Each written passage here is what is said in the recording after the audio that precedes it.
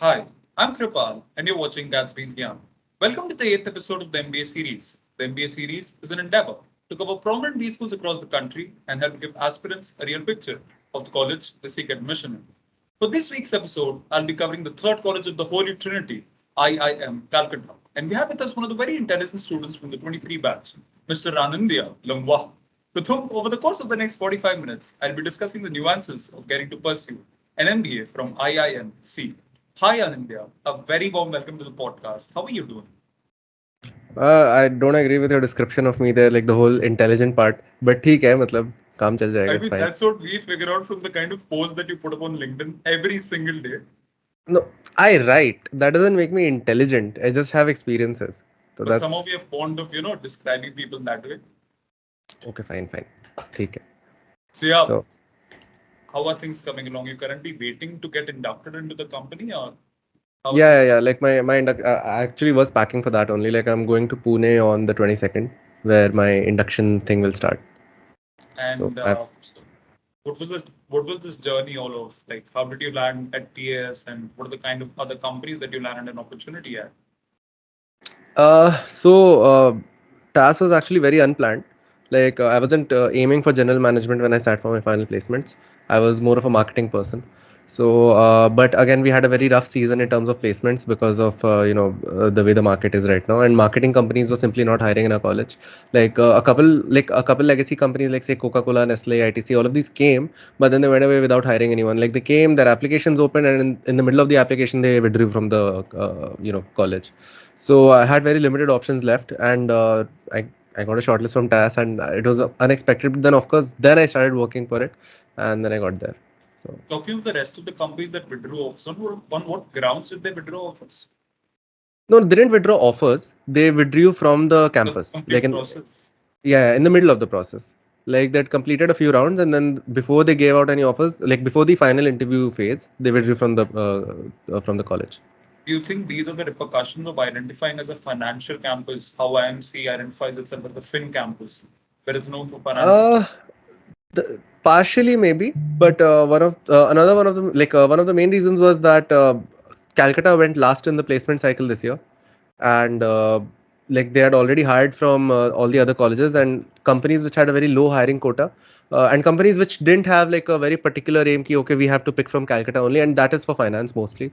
uh, they had already hired or they're overhired, so they were done with their hiring quotas, which is why we suffered a little. And what was the reason behind going at the last for IMC? Why Oh, did you guys? that's I think there's some sort of, see, again, I don't have a lot of clarity on this because I'm not a place rep, but from what I've heard, there's like a sort of a bidding process that happens between the top IIMs on which position they take in terms of placements. So usually Calcutta always goes first in ABC because we need to, but this year they decided to go last, and their rationale for going last was key at the time. Tech freeze was on, and they were expecting tech companies to come by the ending parts of the cycle. Like so, our placement happened in February mid. So they were expecting कि tech freeze तब तक हट जाएगा, but वो नहीं हुआ obviously, and the situation became worse. So that was the gamble they took. When you drew the picture of bidding, I could instantly think about UFR. They get to drop all of that. So something similar happens. Like, what do they bid on? Like, they just put up their dates, or Yeah, I think, see, there is money involved, like to as to which campus gets to go first, and I don't know the exact process. Like I think you'll need to have a podcast with a place rep to get further clarity on it. and they'll almost instantly sign the non-disclosure agreement that they're not हाँ supposed हाँ to हाँ get. हाँ हाँ, yeah. वो NDA सीधा चमका देंगे, and that's your podcast done. I get it. I get it. But let's talk about you. Let's talk about you particularly. Your journey all the way from Ashoka to getting to pursue an MBA from IMC. Let's talk of your school first. Like, how were you so sure of course, none of us were sure. But how did you land at Ashoka after 12th? Like, a little bit about that. So actually, initially, okay, so I'll give you a bit of background. I was never a huge academics person because after fifth class, I wasn't attending school regularly because I was playing badminton full time. Oh, So that was my entire career push. Like I was playing at the national level, and that was my entire life. So I wasn't heavily into academics. I didn't see myself doing anything with related to academics in terms of career. So when I was in 10th, I took PCM. I don't know why, because everybody else was taking it. All my friends took PCM, so I took PCM. Then I failed miserably in 11th. Then I chose to opt out of school and go into open schooling. So because A, I didn't want to lose a year, and B, I wanted to switch to arts. So to switch to arts, I would have to repeat 11th, and I didn't want to do that. So I took open schooling, and yeah, I got shit grades. But then the thing was ki at the time I still wasn't very focused on grades and academics and so on and so forth. So when I went to Ashoka at that time, so I'd had a talk with the like people there, and my cousin was there.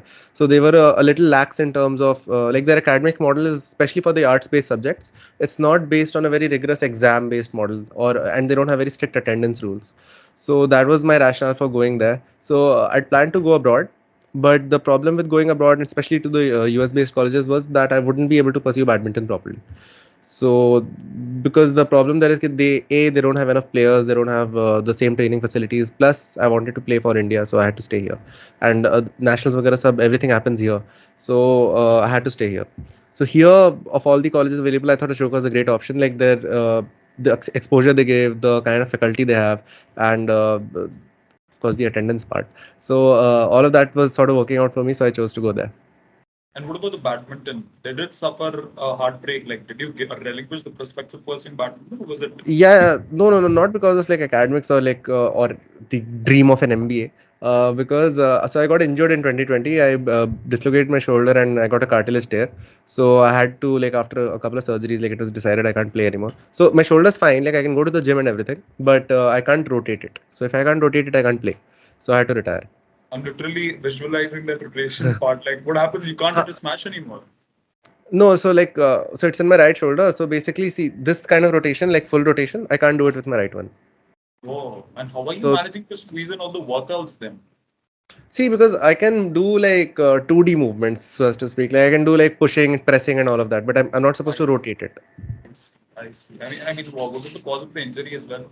If I'm not being Uh, correct. I was I was playing and training at time I dived and like my shoulder got dislocated. So that's how it got injured. It was like a freak of nature, well, act of God wala type ka injury. It was weird, but then I had to retire. So I had around like 3 months to think about what to do in life because I've not done anything else. So then my parents were pushing for UPSC, and then I saw the UPSC syllabus and I gave up. And then my roommate in Ashoka was gonna give CAT, and he told me everything about IIMs, MBA, all of that, and I found it interesting. So I went for that. You mentioned that you wanted to pursue your undergrad from what do you call it, from a college abroad. Why did you consider the prospects of pursuing an MBA from abroad as well? Also, because for an MBA abroad, I'll have to have work ex, right? And Yes, like, there's a minimum of two. Like, see, on paper, most of the colleges say 2 to 3 years, but in reality, they usually want 4 to 5 years, right? I get it. And the average age of the batches there are like 27, 28. Yeah, So I didn't want to wait that long. I didn't want to get into some job I don't want to work in, and just because see, I had a pol science degree, right? yeah, And a pol science degree doesn't. You either go abroad, like most of my peers, they either went abroad for a master's, or they went into a field that I wasn't interested in. So which is why I chose to go for an MBA as a fresher, and I think India is the only place where you can do it. So because abroad I did get a few offers, but they were all MIM degrees, masters in management, and then the job prospects after that are not that great, I get it. especially with someone without a BTech. I get it. I get it. Now things are making sense. But talking of your undergrad, a bachelor's in political science, do you think it's more of a liability when people choose to constrain themselves to arts exclusively? Today's market, what do you think about that? Depends on their overall goal. See, if they're passionate about the subject and if they want to go into academia, or they want to get into research, or they want to I don't know, like say like with pol science, sociology degrees like these, you have a lot of spaces in um, policy Becoming a making. free thinker and all of it, probably Yeah, have I a mean, column. yeah, have a column. So if you're interested in those sort of careers, then it's a great space to be.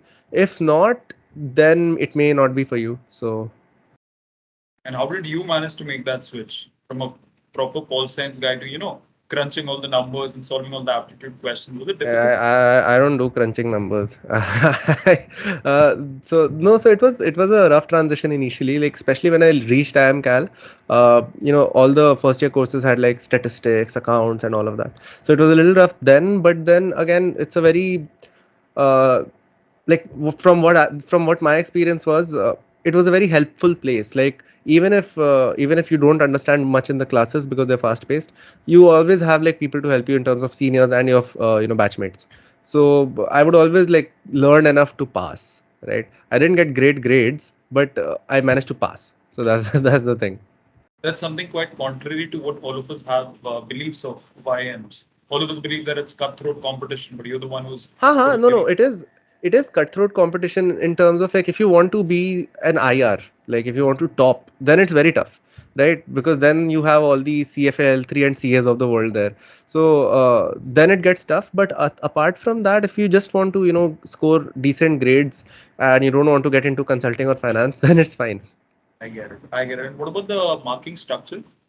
How was the Mark marking structure that you got? Marking structure is basically relative. So in the first year we have only compulsory courses, and second year is electives. So marking structure is relative to the rest of the batch.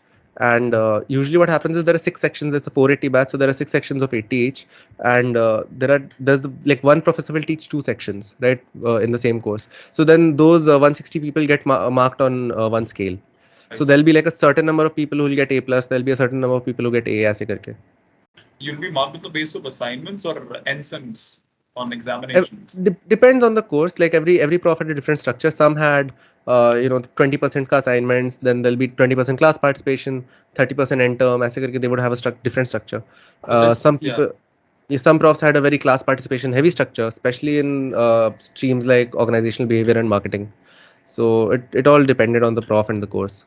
but in none of the subjects there was a lot of emphasis on the NSEMs, right? None of the I subjects. Some of them, yes. Some of them was like I had courses in which 60% of the total grade was just one exam. Wow. So yeah, so there were courses like that too, but not all of them. So you also spoke about all the people having your back. So all the people from hostel or all the people exclusively from your section? Who were the people who helped you sail through the rigor? I mean, see, usually what happens is that you tend to make friends mostly in your section because you're sitting with them at least 4 to 5 hours a day in class.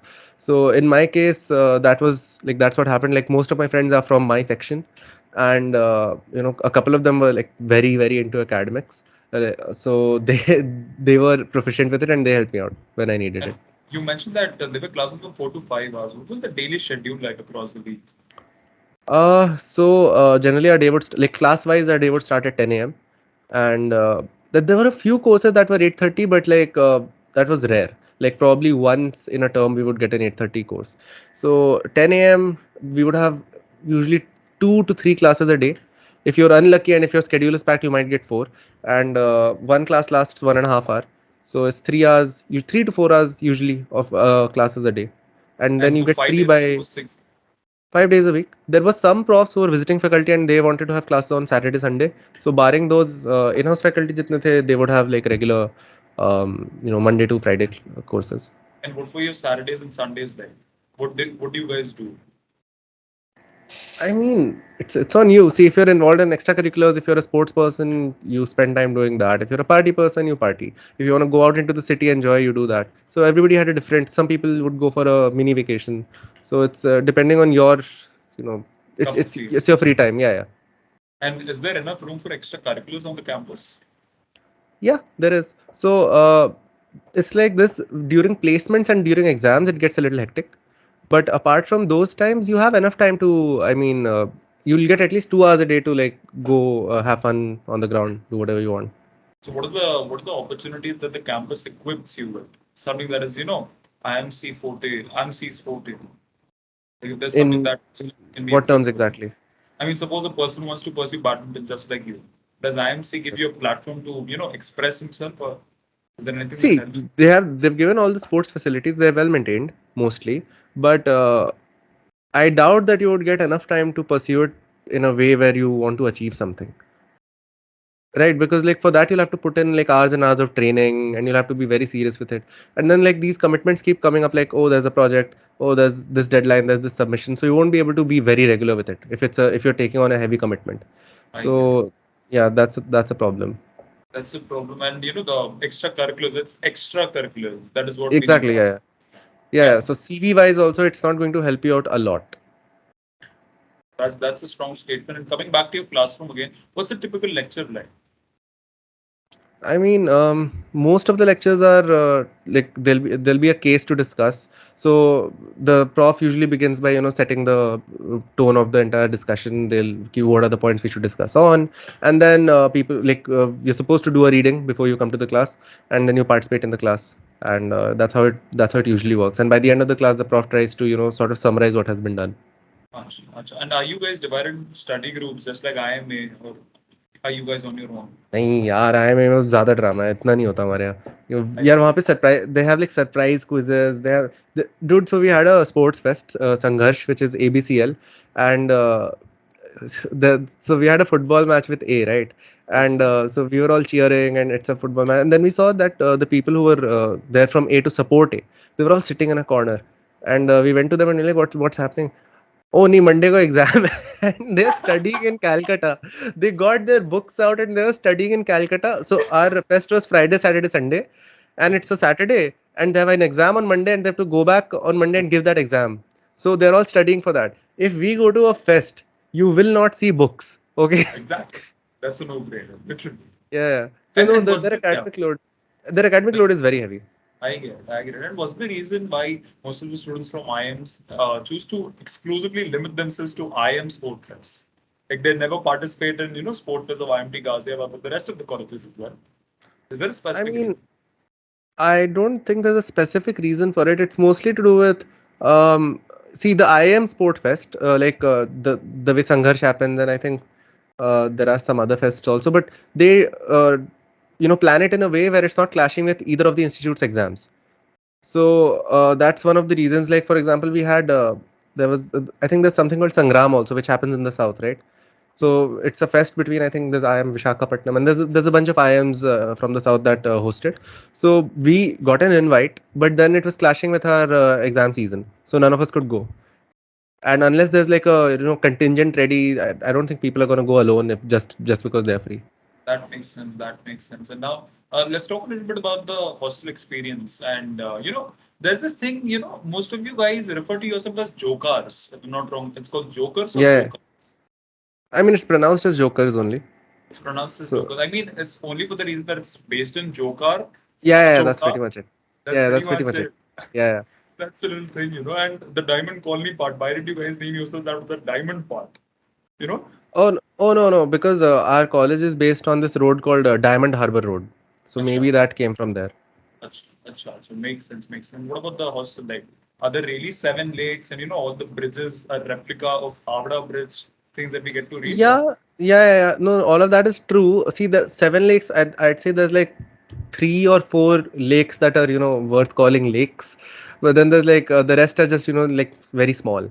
So it's not exactly a lake experience. It's more Probably a like pond.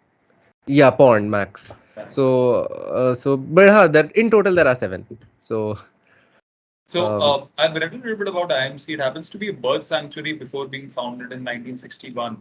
So is yeah. the campus really like, lush green and all of that? Or Yeah, no, the campus is pretty green. There's a lot of birds. There's a lot of like wildlife. Like when I say wildlife, I don't mean like very wildlife, but like basic stuff. yeah, So there's a lot of dogs. There's a lot of cats. We have like a couple of Komodo dragons, which they call Monty. Then we have what else do we have? Yeah, but we don't have like extreme stuff. Like I heard there was some cheetah or leopard spotted in some IM recently. No, we don't have any of that. I think it was I IM didn't both get there. that. I'm not sure. I'm both guys, situated on the outskirts of India, so probably that must have been a case. I've been there. Yeah, Probably. could be.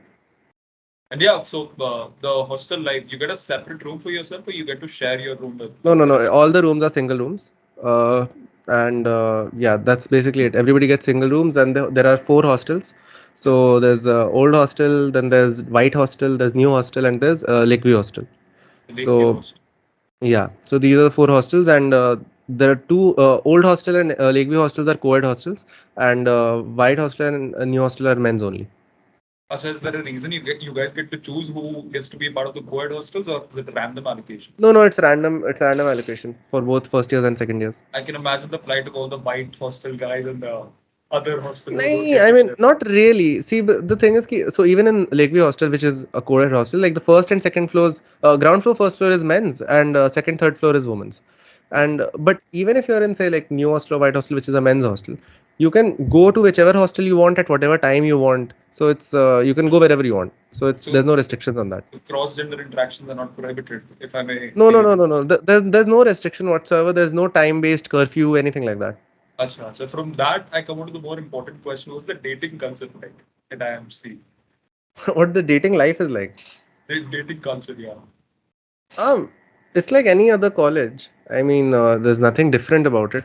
Like, there are very few people who walk away with like long-lasting relationships. That's for sure, Uh-huh. because it's an MBA program. You're gonna get placed in different cities, Exactly. so that issue is there. But apart from that, it's a very college atmosphere. So it's there. I read on your LinkedIn bio that you founded something during your UG where people, could connect and land relationships. So you didn't do all of that, in your MBA thing. No, no, no. So that was in my UG. That was just a Valentine's Day initiative where there was like a Google form thing, and Acha. people could sign up for if they wanted a date, and they would get randomly matched based on a question. Like not random exactly. Like there would be a questionnaire. So if you give Acha. similar answers, you'll get matched. So So the that was it. same thing, the same thing. And Yeah, the yeah. things that you get to put on LinkedIn. That's ठीक है हटा रहा हूँ I'm removing it right now. yeah, sure.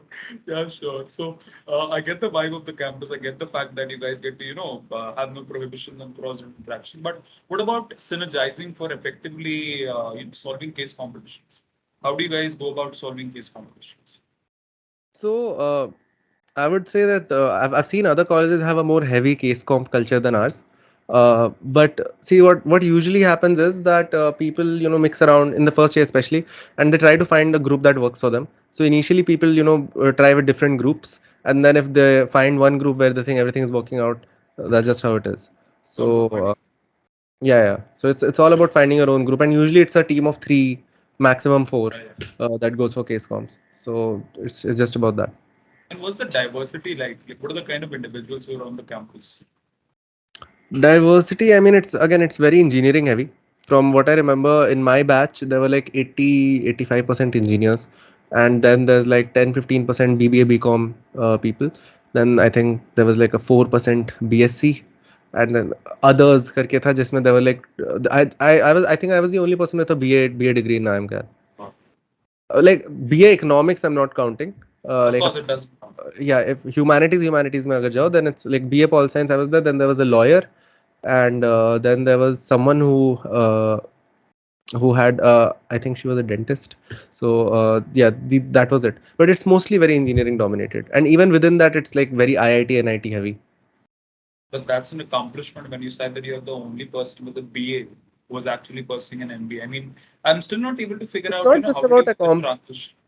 no, it's not just about accomplishment ki okay, I did something great. It's not just about that. It's also to do with the fact that very few BA students apply. Whereas you'll see almost every other engineer planning to go for an MBA post their BTech, right? Within the BA, like even in Ashoka, I hardly saw any person apart from the economics department. The very few people who were even like aware of MBAs MBA and as a stuff. possible career option. Yeah, yeah. So it's more about the fact that a lesser number of people apply and a lesser number of people get through. Yeah. And So what? that is there, and then of course the way CAT is structured, where there's like essentially two sections of maths. Yeah. So that is also an issue. But I mean, I feel ki, it shouldn't be extra hard for a BA student to crack CAT, because Exactly. the thing is the syllabus is pre 10th, like pre 11th, right? So Yeah. so it is doable. Like you've already done it before, right? You had NCRT till 10th, and if you can do that, you just have to study a little extra. If you can put in 5-6 months, 7 months, you can do it. It's just that very few people go for it. But on a comparative level, when you're competing with the rest of the engineers who literally crunch numbers for a living, how did you find that edge? How did you personally find that edge of getting into IMC? VARC. IMC, IMC. Acha, Acha, okay, acha, IMC. acha. Excellent. I misheard it. So BARC was your strong forte. Yeah, VRC is everything for me. But even in even within IIM Calcutta, I found that I scored higher in marketing and organizational behavior courses, obviously. But it depends. Again, differs. It's not the same for every art student, also, right? I know someone from IIM Kozhikode. She's a BA English. She's also joining TAS, and she's great at maths, right? Wow. So she actually she's trying to look for a job that involves Excel work and stuff like that. Yeah. So it's person to person. Acha, do you also have that aversion to Excel work? I No, I don't have an aversion. I just don't enjoy it that much. Like But I why? think yeah. But like I have to you have to do it at some point. At the end of the So day, you have to submit to yeah, the you work. have to. But talking of your MBA journey again, what were the other colleges that you landed as CTAT, and what was the rationale behind picking up IIMC exclusive? I think I had L tha, and Take the L. I'll have to check. I'll have to check. I applied for only Blackie, and I applied for FMS. No, wait, I didn't apply for FMS, or maybe I did. I don't remember. But C was there. L was there. I think MDI was there.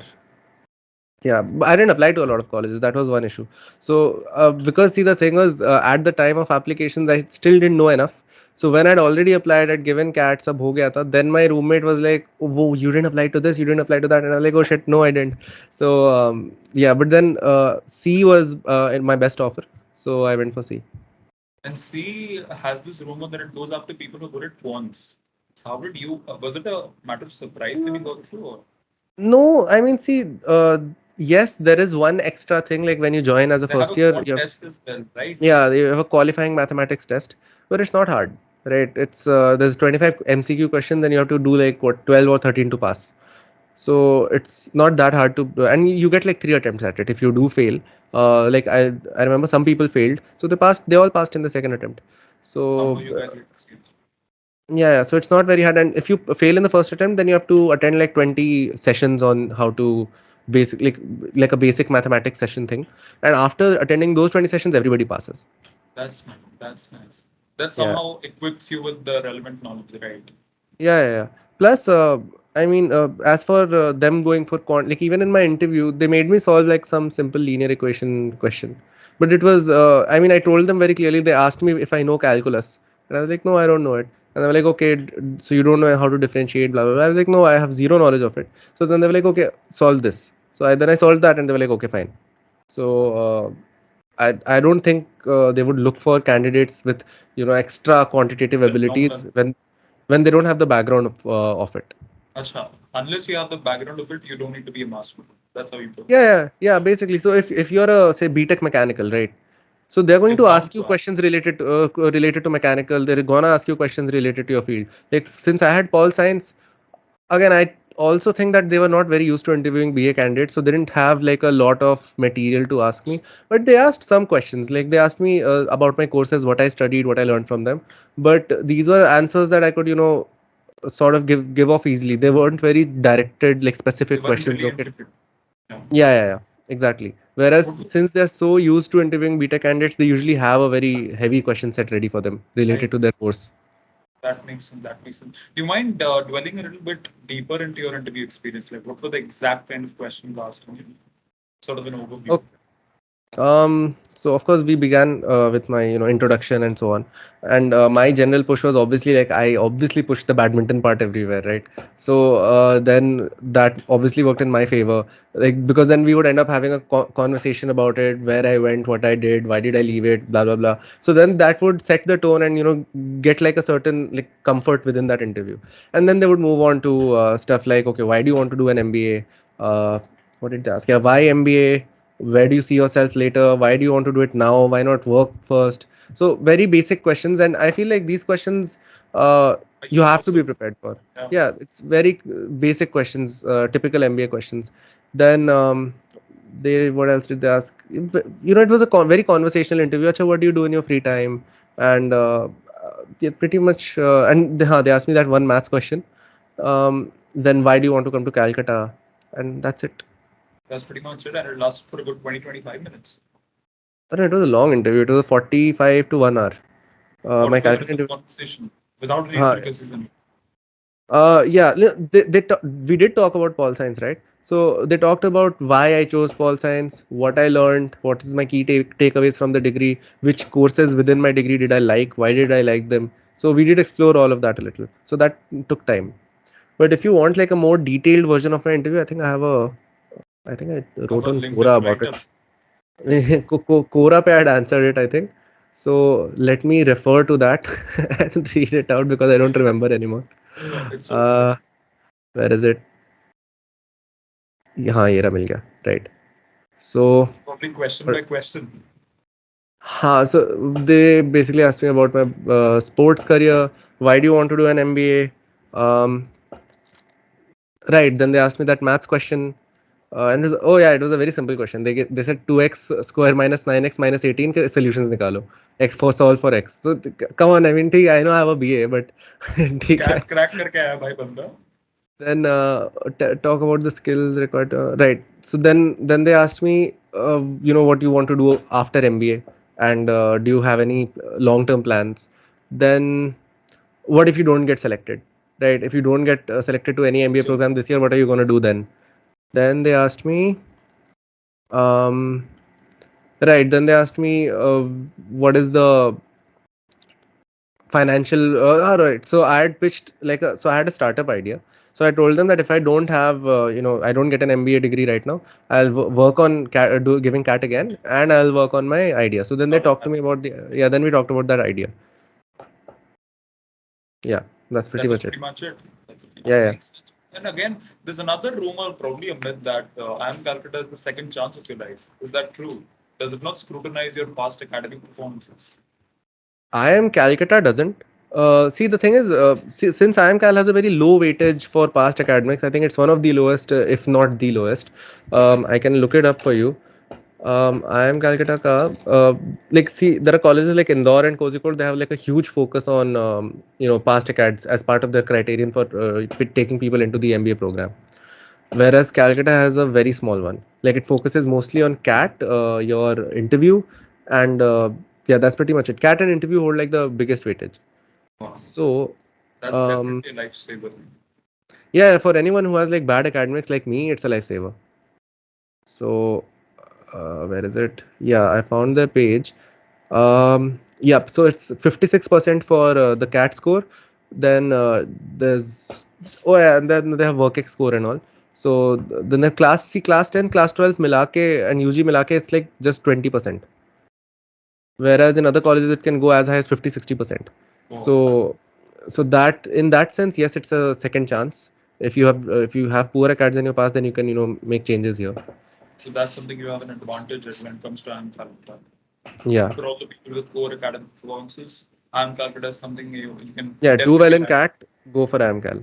Yeah, yeah. And let's talk a little bit about your expertise and your, forte, your domain. Like, was there a rationale behind choosing marketing, or was it a I mean, see, there are two reasons. First, I do have an interest. Like, if you compare all the sectors, like, see, finance I can't do, right? A, I'm not interested. B, I don't have the like skill set for it, and yeah, that's pretty much it. So finance is out. Consulting is again a hard sell because I don't have the grades for it. And consulting companies, especially the top ones, usually have a very strict grade filter. So that's gone right there. Then you have marketing, genman, product management, and operations left probably. See, HR roles they usually don't come to AMCAL. They mostly go to XLRI and like HR colleges, right? So it's I have what marketing genman, ops prodman. Ops again they have a clear preference for engineers and supply chain also. Then you look at prodman. Prodman has a preference for engineers, like people with a BTech. But I do know people who had like a BCom or a BBA, they still got into it. So it depends mostly on your skill in the field. skill? So yeah, like case solving and stuff like that, and how you if you've done internships in that field, what you've accomplished in the field. So they look mostly at that. So there's that, and then but between these three sectors, I found marketing the most interesting. Also, my CV was fully marketing. Like all the internships I'd done, any projects, everything was marketing based. So and I found it interesting. Marketing, brand management, basically. So Also, I you was mentioned, aiming yeah, for that. please. Also, Yeah, you well. mentioned that finance is something that I'm not skilled at. There's one problem that all the individuals in India face is that what are they supposed to do? Something that's relevant in the market or something that they passionately love? So Hmm. is life all about fortifying on your strengths or is life all about working on your weaknesses? ये थोड़ा See, ज्यादा हो गया obviously. नहीं ठीक है, but the thing is कि you'll have to balance it out a little. See, it's great to pursue your passions, but if you don't have a clear uh, place to reach right now, like okay, if you have a very clear goal, ki, okay, I'll do this and I'll get here, and if I do it well, I'll get here. If you have that sorted out, then go for it.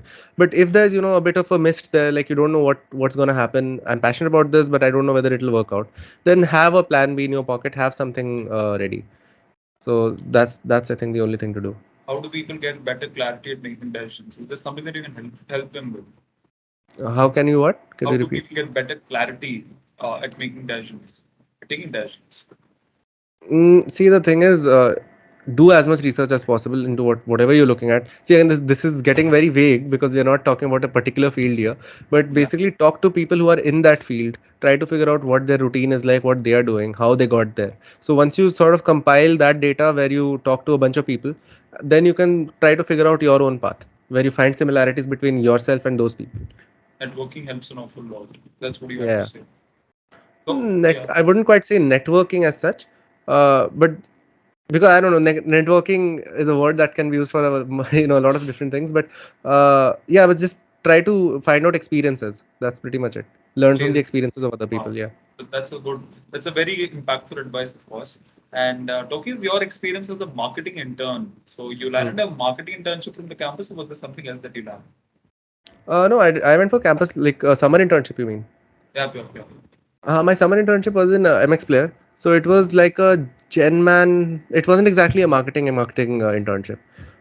It was a like product slash Gen Man type internship. Like I was a part of the COO office, and that was my internship. So it's Was a your short experience? internship, 2 months. Oh, it was a really Everybody in fun internship is experience. 2 months. Like it's not short. Yeah, yeah, Yeah, acha, theek hai, fine. So yeah. the thing is, it was a very fun experience. Um, I didn't have a very heavy workload. Like in the last 3 weeks, I did, but initially I didn't have a very heavy workload, and the people were really friendly. Even my co-interns from other colleges, I'm still friends with them. We keep meeting often.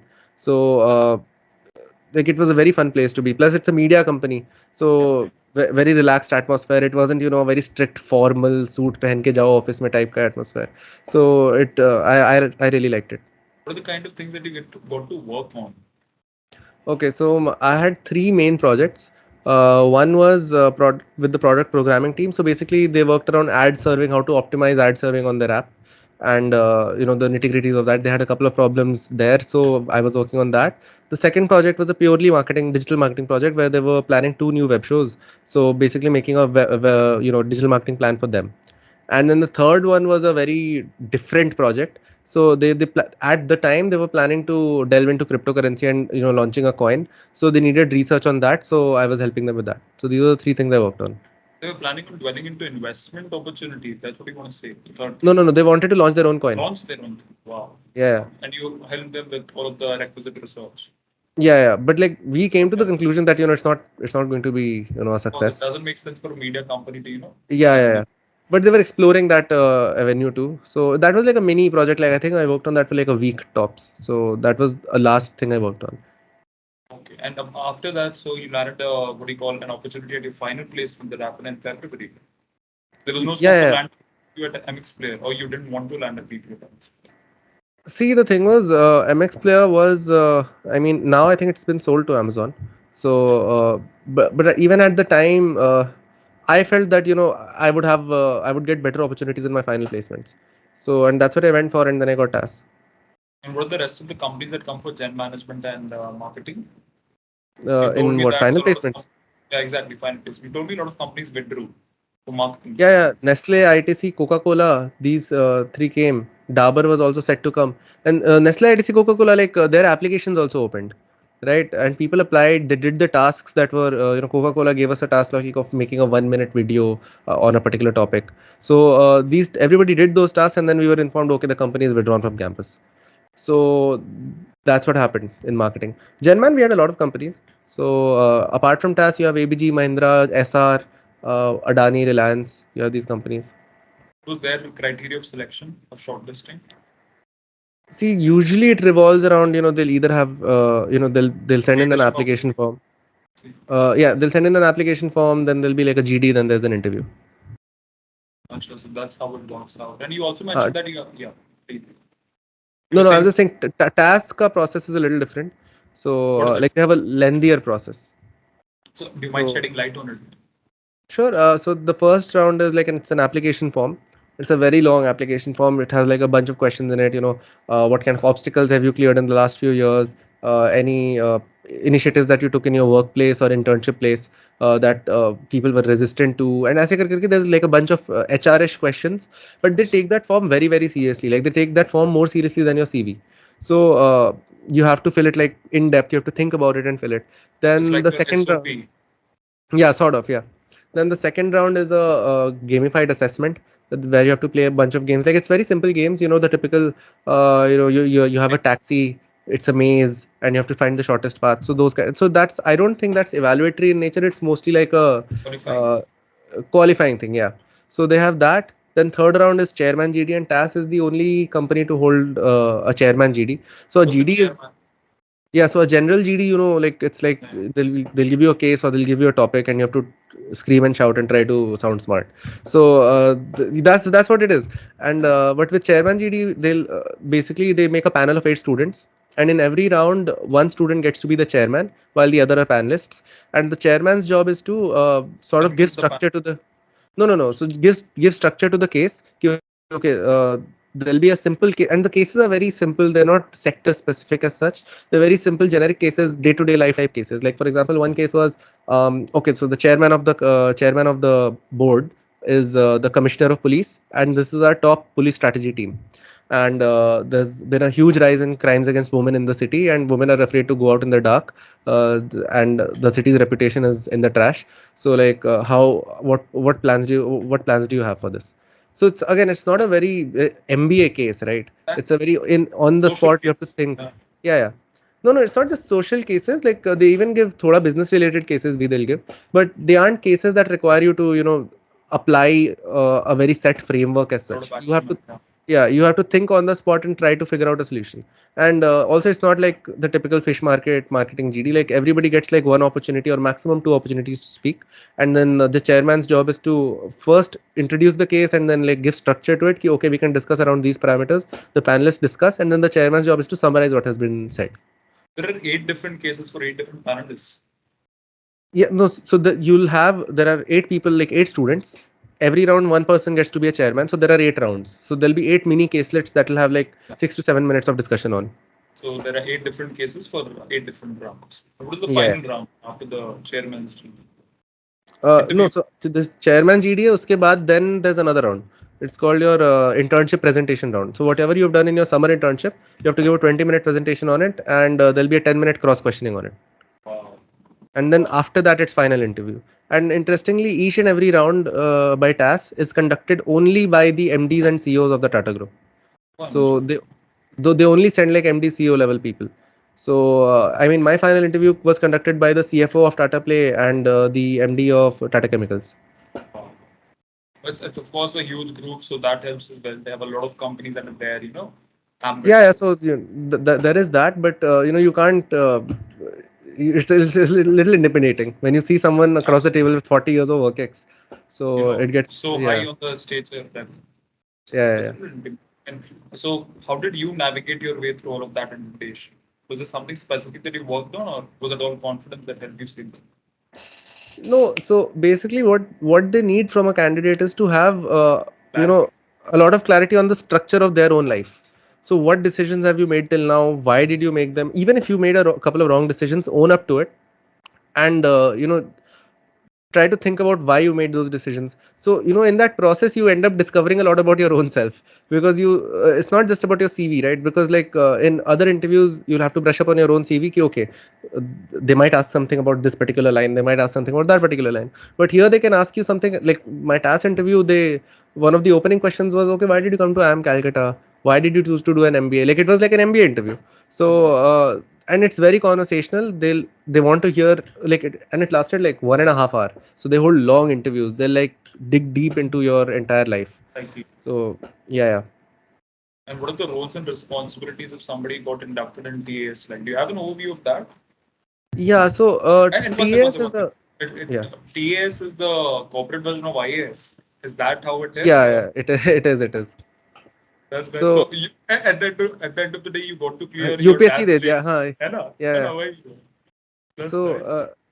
basically, the thing with TAS is ki it's since Tata is a huge conglomerate, they found the need to create the Tata Administrative Service. So our job we'll have a year of training first, and then you get inducted into one of the Tata Group companies where you can spend anywhere between 1 to 1.5 year, and then you might get you'll get the opportunity to shift to like between companies. So that's one thing which is unique to it. Like you have the mobility to switch from company to company within the Tata Group, and the training year is very very intense. Like it's first they take you to their Tata Management Training Center where they hold like a bunch of conferences for you, where like all the top MDs and CEOs of the company they come to interact with you on a one-to-one basis. Then after that they have this thing called Bharat Darshan, where they'll take you across India. The Like resemblance is uncanny. no, it It is is it is typical actually IAS. modeled after the IAS system. Like JRD Oh, Tata envisioned the whole thing after IAS only. nice. So then they do that. Of course, the Bharat Darshan is Tata specific, like The chill course visiting. will definitely be a place Yeah, to go. visiting plants and visiting the top places. So and then post that you have three business stints they call it, which is basically similar to a live project type of thing, where you choose any three Tata companies, wherein you'll be working there and doing a project there for like three months each. So three of those. So 9 months yoga. Then there's a 2 month community stint wherein you work in any of the Tata NGOs for 2 months. So, what is your exact responsibility like? You're supposed to overhaul the management of all of these things, or So it that depends on exact. it depends on your choice as well as the HR's evaluation of who you are as a person and what role would fit you best. So if I wanted, I could go for marketing, I can go for finance, I can go for any particular division within the company. So that's up to your discretion. My profile and the HR's evaluation of my profile, of course, like see, if I go there and I say I want to do investment banking, it's not going to happen, right? But at the end of the day, like, see, I want to go for marketing, so I'll get marketing.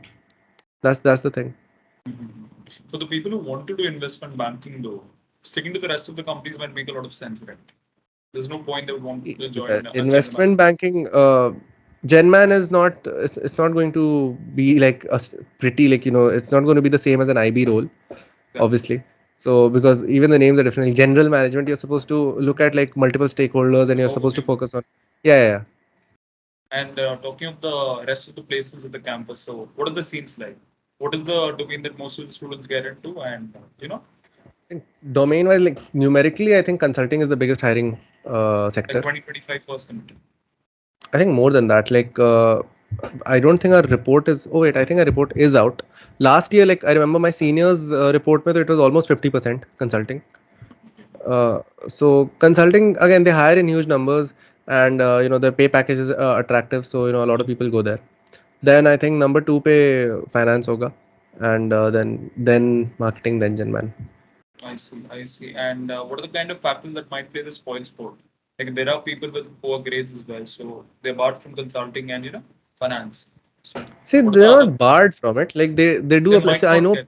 they They might might not not get it. get. See, the thing is that I know some people who didn't have the typical 998 999 CV, but they still managed to get consulting because they had like other impressive things in their CV, like say CFL 3 or something like that. Or if they've worked in a very good place, they've done like really high quality work. So all of that does come into play, but The it is compensation generally counts. advisable to have high grades. But the compensation does count at a, what do you call it, a point of time. That's what you have to see. So The compensation by some other activity hmm. that does play a role at some point It of does time. play a role, yeah. See, if you have like really bad academics, then it's still hard. Like like my scores are really bad. Like my scores are 866, right? So there was no, like I could win the Olympics, I could do CFL 3. There's no hope, right? They're not gonna shortlist me. But if it's above a certain level, you still have a Sort shot. of threshold, yeah. That makes sense. That makes sense. And are there students there who go unplaced at the campus? No, not in IIM Cal, no. Like, see, this year because the market was down, in day three, like at the end of day three, when we were about to close placements, I think there were like 4 or 5 people left. But then even they got placed. Out of at the end of 480, it. 4 to 5 people is not a great, And it's not a and they didn't go unplaced. So basically, they weren't placed in any of the companies that came to the campus formally for the placement cycle. But then once that thing was over, the Placecom made sure that they contacted their own corporate contacts, they contacted profs, and they got them placed. wow. Was the So Placecom really supportive enough? um That's yeah, a yes, the Placecom controversial is. See, thing. the place, it depends on the person. Honestly, like it's not in IIMCAL, Placecom as an institution is not oppressive as such, right? Like in a lot of colleges, as I've heard that there's very blatant oppression. It's not like that because it's an elected post, right? They're student representatives. They're not selected. So the thing with other colleges that I've heard from is they have like a selection procedure where the old Placecom selects the new Placecom, and like it's full nepotism. And yeah, so that doesn't happen. We have a fair election system where you can get removed if you're Hmm. doing some, yeah, like if There's room for 60%, malpractice, you can get removed. yeah, you can get removed immediately. Oh. So like And is there a because we bench have, that gets to decide that? Is there a supervising body that gets to decide that? no, students vote. So You have if like constant referendum. no, so basically we have general body meeting things. So like where the student body can meet, and they can ask questions to the student representatives. And if at any given point, if the people feel that a particular representative is not doing their job, or they've done some major error, so they remove them. Like there is a form is floated, and I think there's, I've forgotten the exact percentages, but I think if around 20% of the student body says that we want a certain candidate impeached, then the form is floated, and Just then 20%. no, 20% to float the form. Exactly, but still. Yeah, and then post that, I think you need like 60% of total student votes to remove the person. But still, that counts. And do you think to get rid of all of this, should placements be outsourced to a third party institution instead, just like Indian School of Business does? I think even in IIMA, see, I like the IIM Ahmedabad system, right? So they have a Placecom, but their job again is mostly preparatory in nature, like preparing the students for placement rather than handling placements for, like, their admin handles it. So the problem with the third party is, see, when I joined and when I saw all of this happen, like even my opinion was the same कि third party होना चाहिए, students को इतनी power क्यों मिल रही है? And I still agree with that. It's too much power for a single student to have, and or whatever, There's like too 10 much students. workload as well. Unnecessarily work so Work that he could get rid of Workload तो चलो, वो तो they're willingly opting for it, right? signing So up. workload, I have no sympathy for them there. but uh, but there's too much power, right? If you have it in your head, okay, I want to ruin so and so's career, you have the power to do it. So Yeah. why would you give that kind of temptation even to a single student?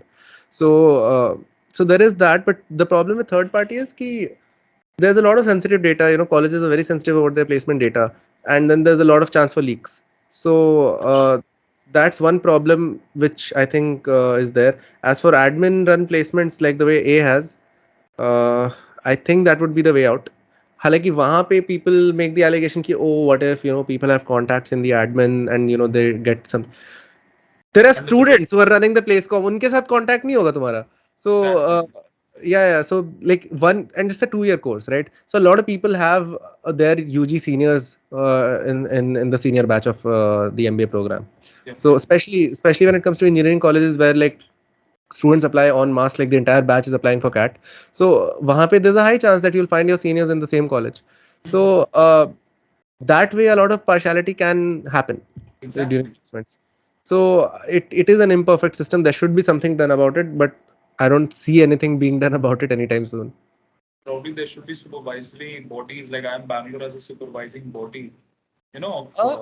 See, we also have like the chairperson of the like we have an organization called CDPO, Career Development and Placement Office, right, which is composed of faculty, which gets switched out every year. Like every year there's a new chairperson. There's some system that happens there.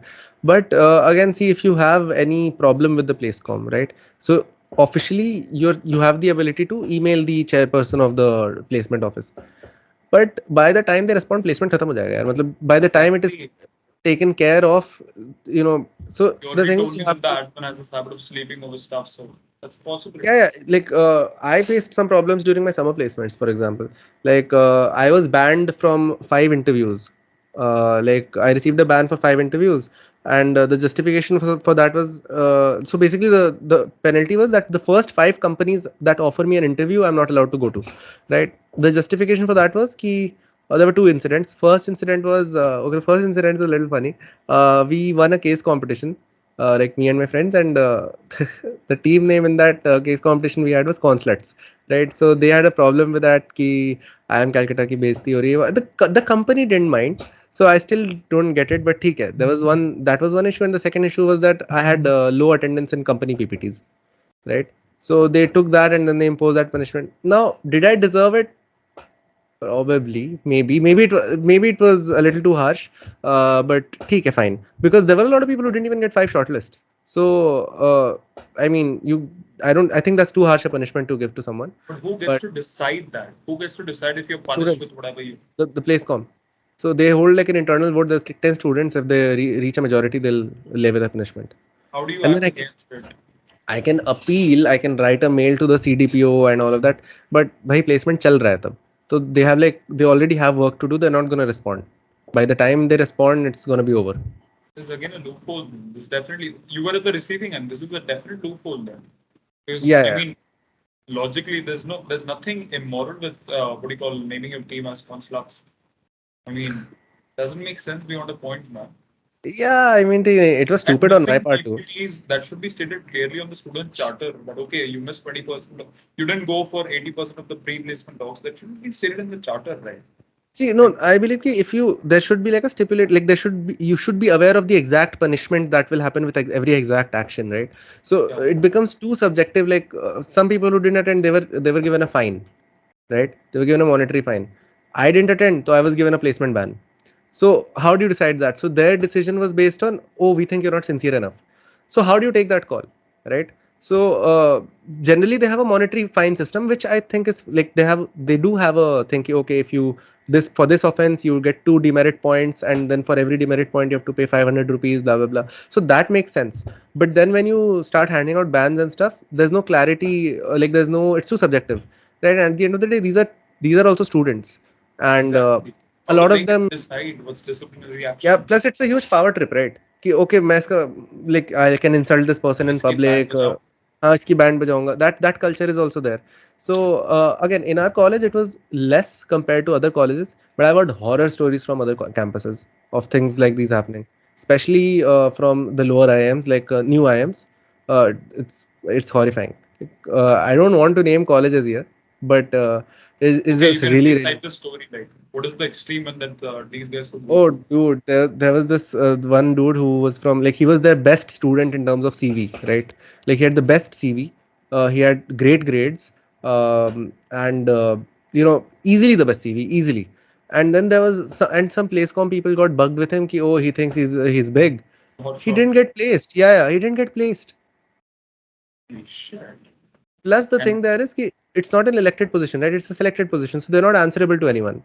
Second thing is, so in our college, the verification system is this: ki like whenever you put down a point on your CV, you're supposed to give proof for it, right? If it's internships or work experience, a mail from your manager suffices, and whatever. So we have that verification system down, and at the end of the day, it is in our hands what point to put and what point not to put. If we can give the verification for it, it'll go on a CV. Like yeah, if I want to put that I won a prize so in debating in 7th class, I can put it. It'll be a stupid move, but I can put it. It's my decision.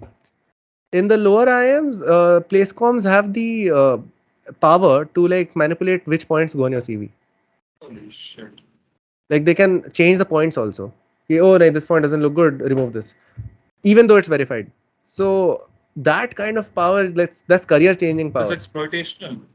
Yeah, that's expectation. So and they and I mean there's a reason why there's the student even the students are afraid to complain, right? So I heard these stories through a current like my batchmates in those colleges, and उनका भी यही था कि ठीक है, if you do tell the story, don't name the college, don't name us, भाई there'll be retribution.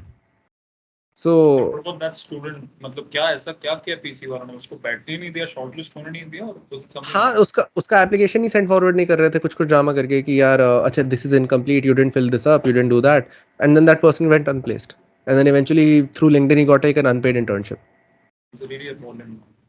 It's Yeah, and really that person, I'd seen that person's CV. Like if he was in Calcutta, he could have gotten MBBK. Like his CV was really good. oh, it's really So appalling. So These SGC, I want to discuss something more as well. So do you think the experience of pursuing an MBA from the lower grade B schools compared to the rest of the Holy Trinity or Baki Jobi colleges and top league, Mhm. is there a world's difference from what I figure out? Is there a world's difference? Is there a world's difference? I would say between the top and the, like, say, okay, number 1 to 5 Hmm. versus say number 30 to 35. World of difference in terms of Not even 30 to academics. 35, probably 15 to 25. What about that? 15 to 25, maybe. Yes, there's a Significant huge amount of. difference. Significant difference in terms of, see, I agree with the argument. One second. Yeah, so I agree with the argument that if you're talented and hardworking enough, you'll outshine the tag, right? If somebody's from, say, Ahmedabad and somebody's from, say, Kashipur.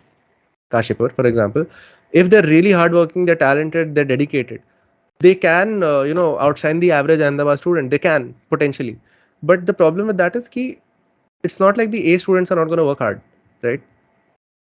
You might be able to outshine the worst of A with your amazing capabilities, but then the fact is, with those capabilities, if you had gone to A, you would be in another place, right? Exactly. Your starting point is going to be so high that it's going to take years for you to reach that point. So like, even I mean, if you look at consulting, right?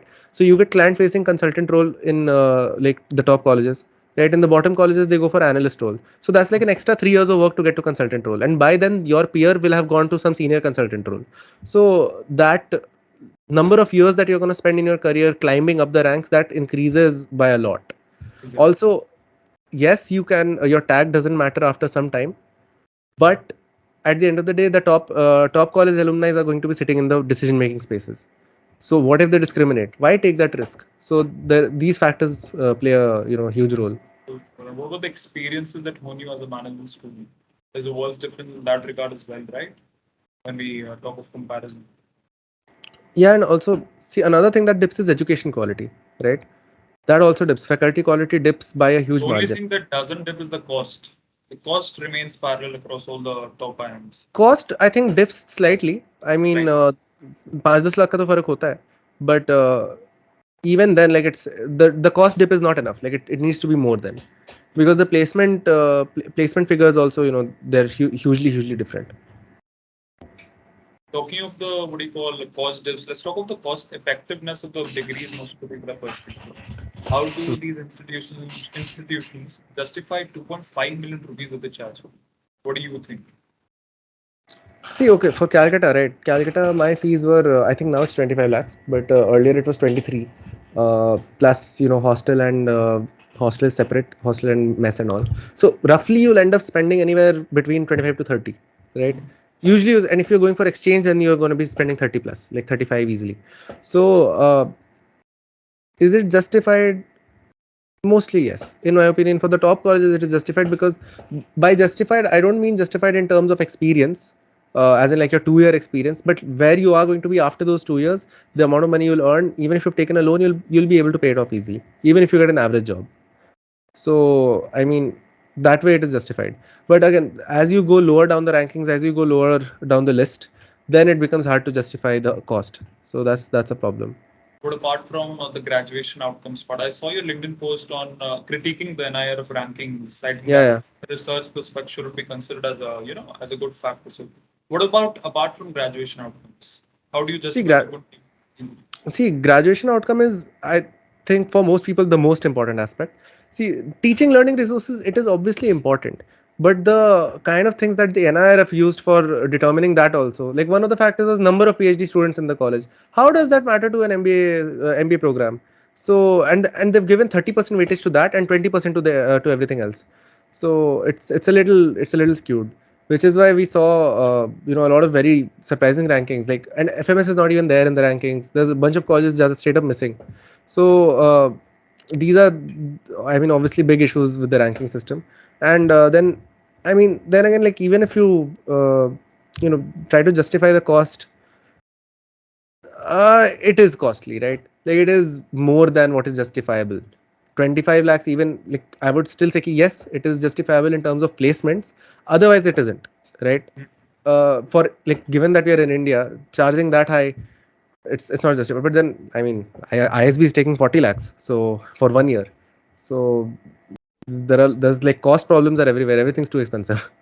So should the government probably intervene with subsidies, given the fact that it's an autonomous institution currently? Should it become a government institution? What do you think about it? What ISB? Not, of course, not ISB, IIMs. Acha, IIMs, okay. No. So the thing is ki, that they do have scholarships available for students in need.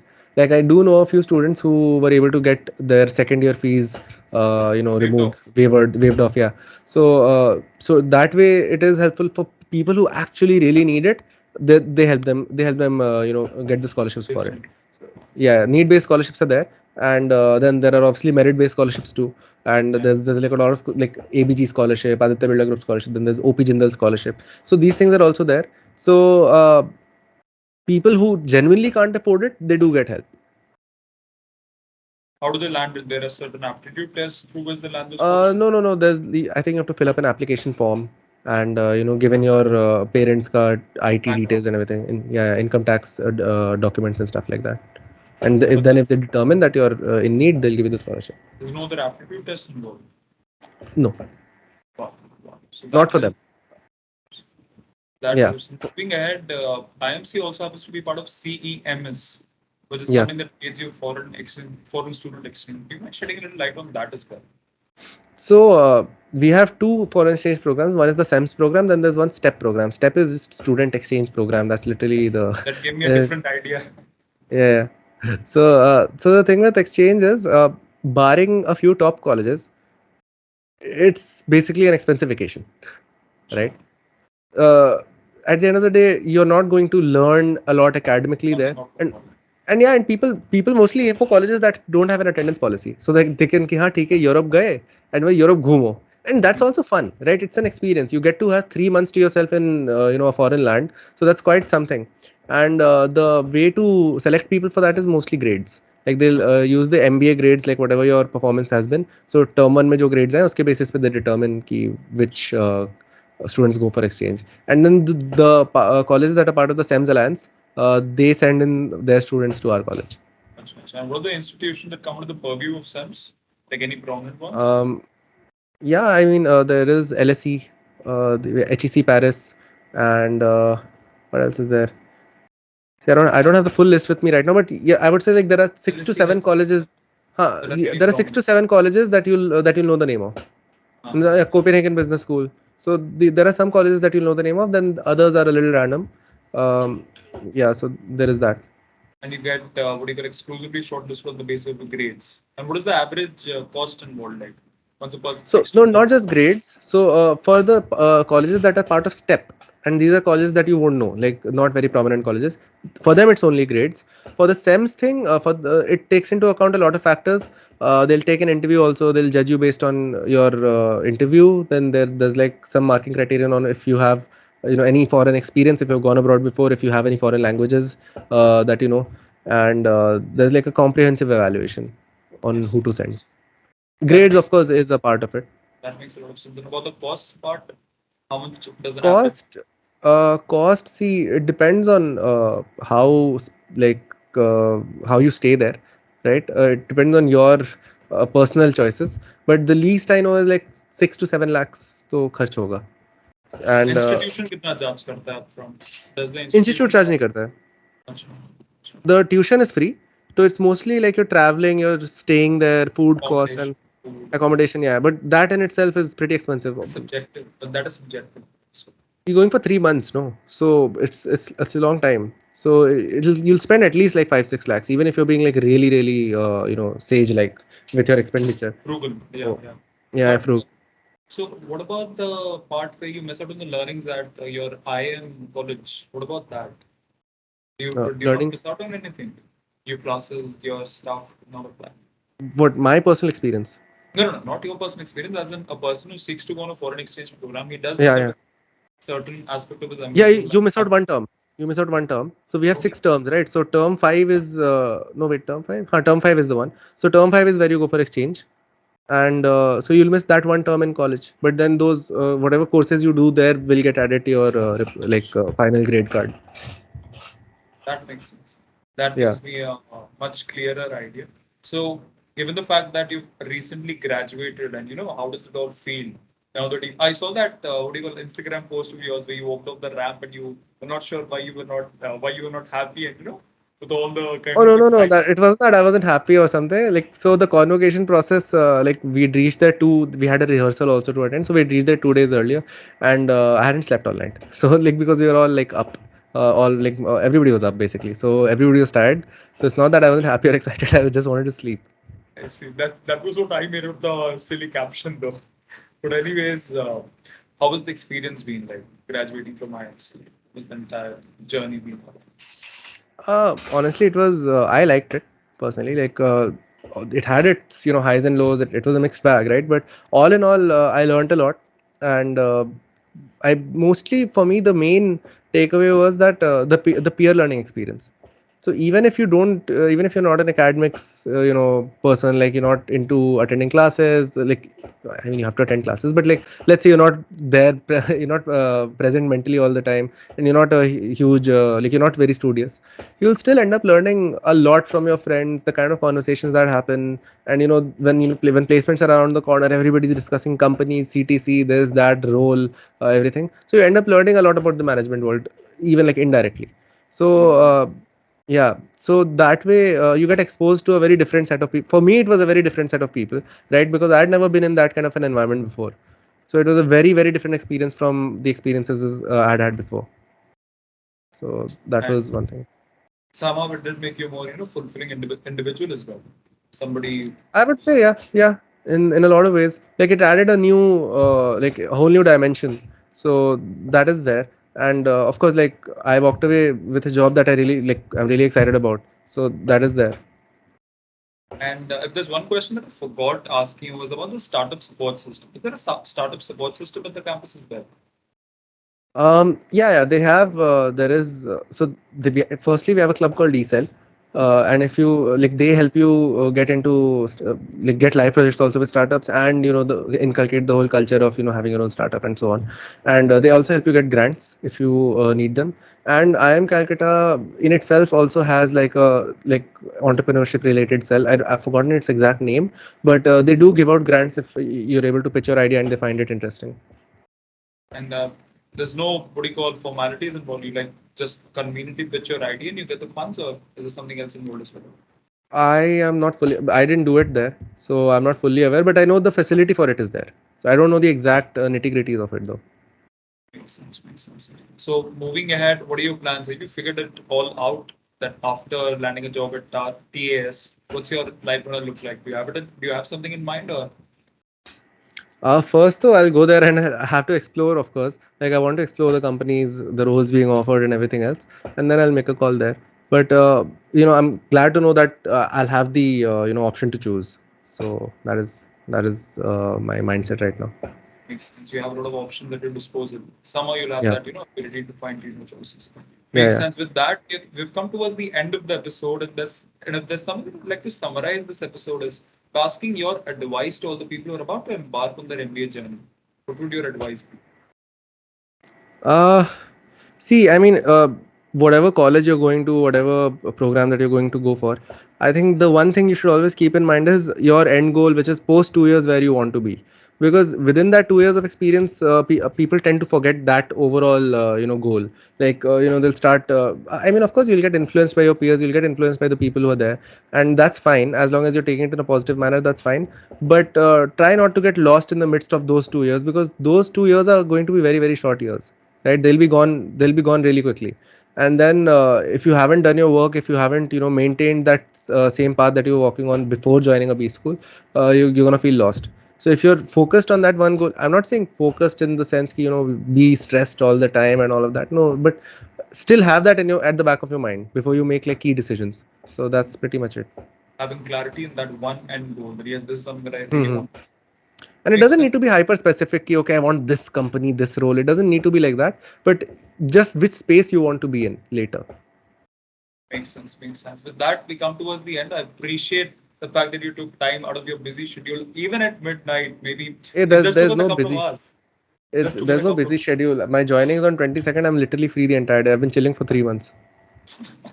for three Why months do you think? straight. Why do you think I've been posting on LinkedIn every day? Where do I get the time? I thought you want to make your personal brand. I thought, Huh? you're out there Fair, in the fair, fair. But like, and there were I some have. more that really, I couldn't digest, but yes, I had to read Huh, through all of them. so I'm free, And you That's the haven't thing. even accepted my connection request.